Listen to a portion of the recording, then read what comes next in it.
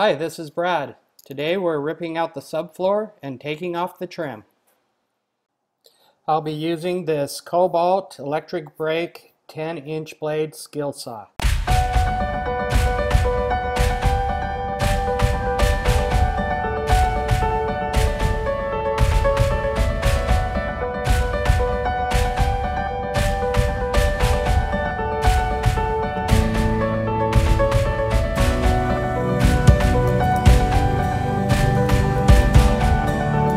Sawing up the subfloor, there's these cross pieces. I think they're bolted.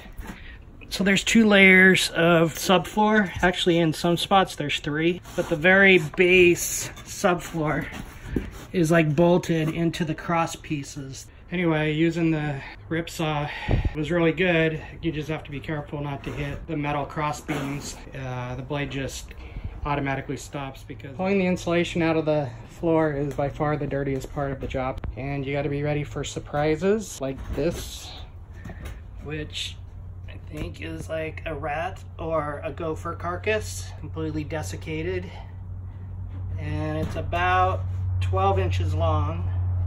I am under the belly of the Airstream, and this tubing here, I'm taking it off. It's been held up to the underbelly by these brackets that I tried to saw off with the Dremel, but it was just taking too much time. So I actually was able to pull really hard and jiggle it and rip it out. And then there's some where I had to get the screwdriver and then screw them. But right now I'm having to disconnect all of these places where it joins into the tubing that goes up into the inside that connects to the appliances, so that I can take it all off. Okay, so what I'm trying to figure out is how to get this underbelly off. And as you can see, there's parts of it that are completely loose, where the screws and rivets have just naturally fallen out and corroded. But it's not that way all the way. And it looks to me like there's just layers, and I just don't know where to start. But there's this layer here, and then it's overlapped by this outside layer. So I think I have to start with the outside and work in order to get this off. I got my work cut out for me. I just have no idea how to get this thing off. Trying to take these rivets out, and just have to show you that it's not as easy as they say it is on the videos, because I keep trying to drill into the center, and for some reason I can't get the center, but it gets everywhere else.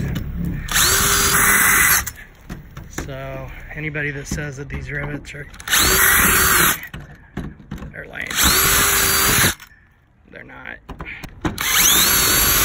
That one came out the way it's supposed to. This one, I don't know what the deal is. I'm basically just forcing it. I don't know what it's going to create, like a huge hole. I figure I'm just going to deal with that later, because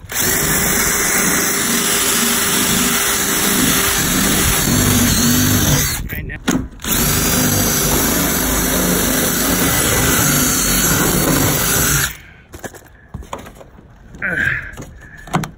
there we go. You just have to get angry with it. It's left a big hole there, so I don't know what that means on the flip side of things when we go to put it all back together, but that's for another day. And right now I'm just trying to get these frickin' rivets out so I can get this off. Okay, so I did get all the rivets out, and this thing came popping down, and it's the banana wrap. And there's definitely tension to it. So when I did the last one and then just pulled slightly, the whole thing popped down. And then you have to be ready for all kinds of nasties, because that's the nastiness that is in the underbelly, so I have to clean all that out. I'm actually gonna stop for the night.